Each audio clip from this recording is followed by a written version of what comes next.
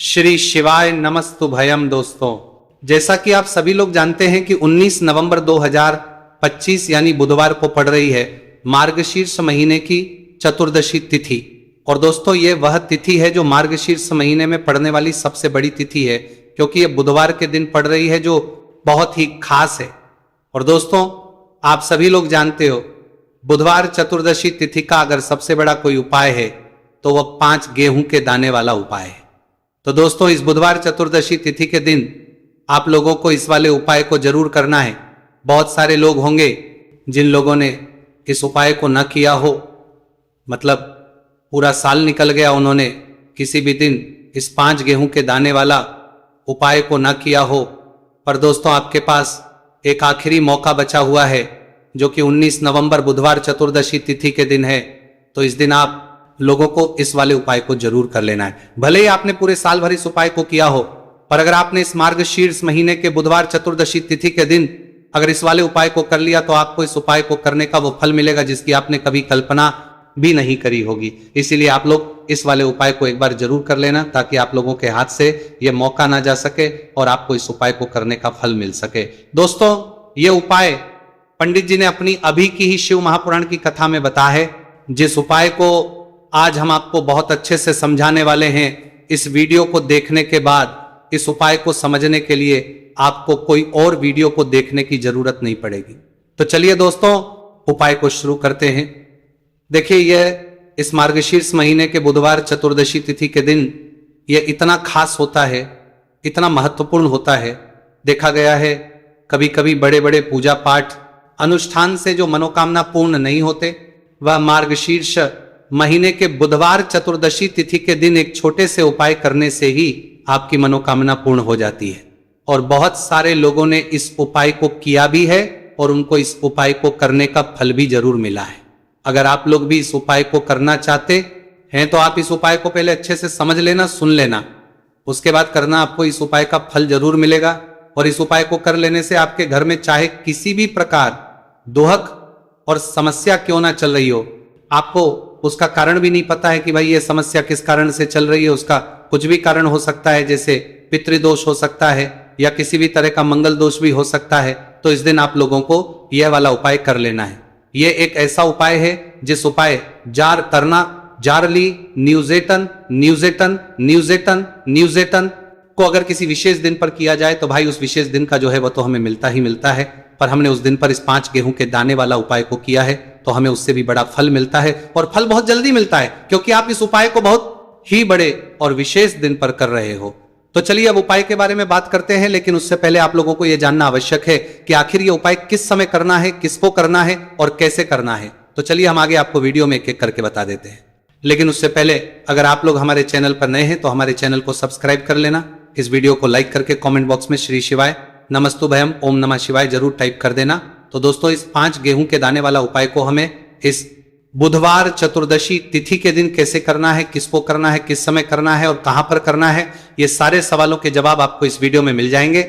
और जो ये वीडियो देखेगा भाई, उसको 5 गेहूं के दाने वाला उपाय जरूर करना चाहिए, क्योंकि इस दिन 5 गेहूं के दाने वाला उपाय जरूर करना चाहिए। गेहूं के दाने का भी ही बड़ा और विशेष महत्व होता है। और जब बात आ जाए 5 गेहूं के दाने की, तो यह सोने पर सुहागा वाली बात हो जाती है, और यह एक बहुत ही बड़ा उपाय हो जाता है इस बुधवार चतुर्दशी तिथि का। तो अब दोस्तों, इस 5 गेहूं के दाने वाला उपाय को आखिर करना किसको है, सबसे पहले हम लोग वो बात जान लेते हैं।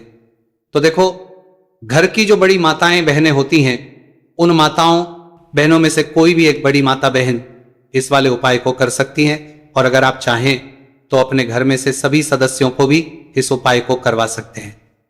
अगर किसी व्यक्ति की खुद की कोई मनोकामना है, खुद की कोई दुख और परेशानी है जो कि वो अपने लिए ही करना चाहता है, इस वाले उपाय को तो वो खुद अपने लिए भी कर सकता है। बाकी अगर कोई घर में से ऐसा है जो कि अपने पूरे घर परिवार की सुख और शांति के लिए ये वाला उपाय करना चाहता है, तो भाई वो भी कर सकता है, उसमें भी कोई दिक्कत वाली बात नहीं है। कहने का मतलब यह कि इस उपाय को हर एक सदस्य भी कर सकता है, और पूरे घर परिवार के सदस्य के लिए घर की बड़ी माताओं बहनों में से कोई एक माता बहन भी कर सकती है। माताएं बहनें अगर घर में उपस्थित ना हो या वो ये वाला उपाय ना कर पा रही हो, तो फिर घर का कोई बड़ा सदस्य भी 5 गेहूं के दाने वाला उपाय को कर सकता है। चाहे फिर वह पुरुष ही क्यों ना हो, उसमें कोई भी दिक्कत वाली बात नहीं है।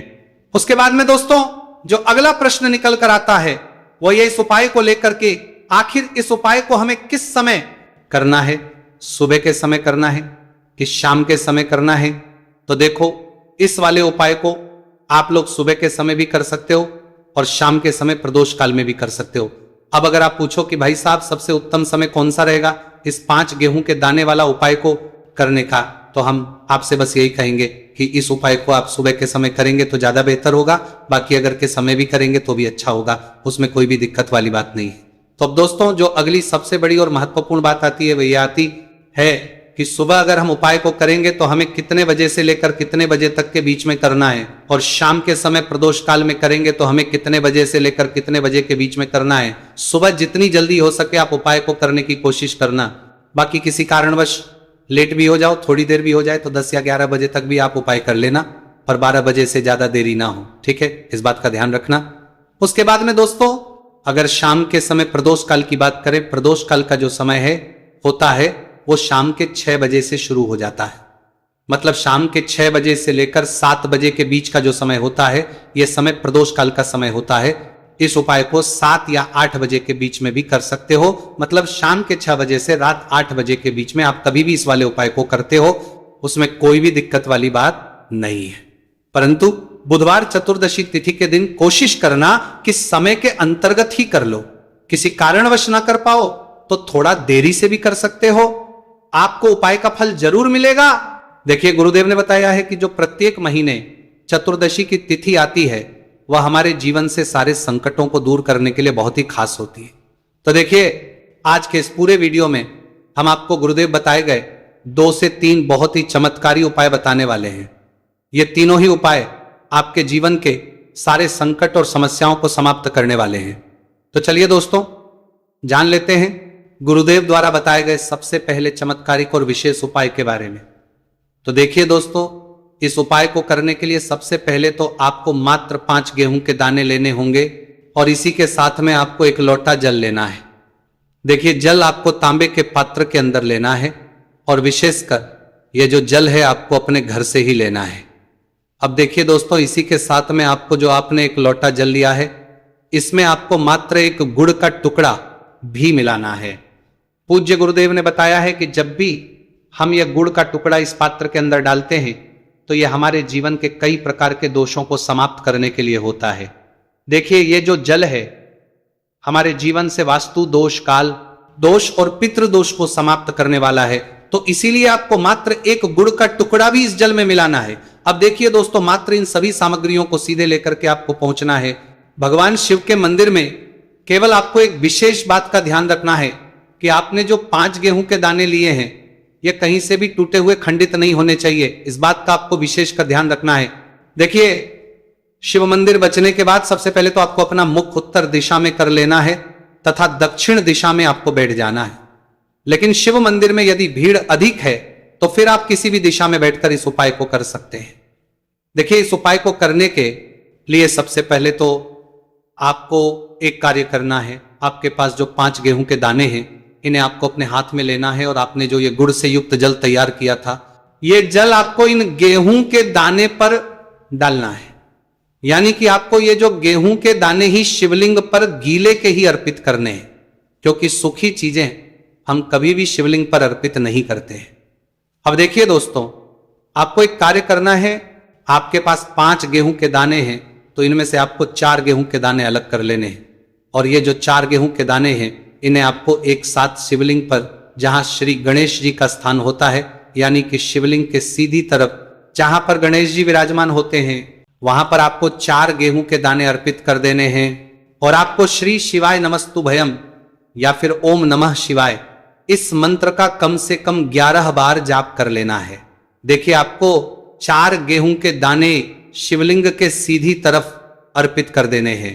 अब इसके बाद आपके पास जो अंतिम गेहूं का दाना बचा हुआ था 5वां गेहूं का दाना, इससे आपको जो आपके पास जल का पात्र है उसमें डाल देना है और ये जो जल है इसे आपको धीरे धीरे भगवान शिव के शिवलिंग पर ही अर्पित कर देना होगा। श्री शिवाय नमस्तु भयम इस मंत्र का लगातार जाप करते हुए गुरुजी ने बताया है ये जल आपको इतने धीरे धीरे अर्पित करना है कि आप जल समर्पित करते हुए कम से कम 11 बार श्री शिवाय नमस्तु भयम इस मंत्र का जाप अवश्य कर सकें। अब आपको शिवलिंग के सामने बैठकर थोड़ी सी देर मंगलेश्वर महादेव का स्मरण कर लेना है, क्योंकि विशेषक यह चतुर्दशी तिथि बुधवार के दिन पड़ी है, इसीलिए आपको अवधूतेश्वर महादेव का स्मरण करना है। अब आपको आपके जीवन में जो भी असफलताएं चल रही हैं उन्हें दूर करने की प्रार्थना कर लेनी है। व्यापार में अगर आपको सफलता नहीं मिल पा रही है, आपका बच्चा पढ़ाई लिखाई नहीं कर पाता है, या फिर आपके विवाह में विलंब हो रहा है, तो जिस भी प्रकार की आपकी समस्या है उसे आपको महादेव के समक्ष रख देना है। गुरुदेव ने बताया है जो भी व्यक्ति यह उपाय इस प्रकार से कर लेता है तो उसके जीवन की जो सारी परेशानियां हैं वो धीरे धीरे करके समाप्त होने लगती हैं। चलिए दोस्तों, हम जान लेते हैं गुरुदेव द्वारा बताए गए दूसरे खास उपाय के बारे में।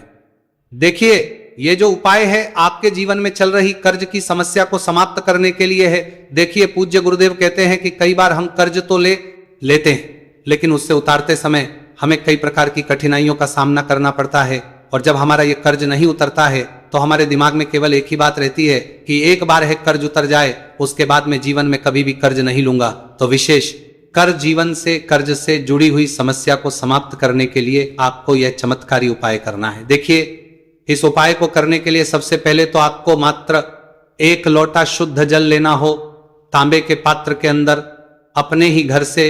इसी के साथ में आपको मात्र एक गुड़ का टुकड़ा भी लेना होगा।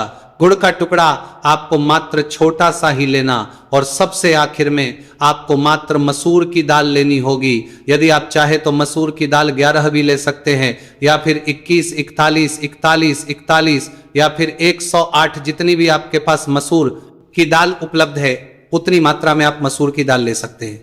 अब मात्र ये जो तीनों ही सामग्रियां हैं इन्हें सीधे लेकर के आपको पहुंचना है भगवान शिव के मंदिर में। पूज्य गुरुदेव ने बताया है कि ये उपाय चाहे तो शाम के समय में भी कर सकते हैं। शाम को प्रदोष काल के समय में यदि आप ये उपाय करते हैं तो आपके लिए सर्वोत्तम होता है।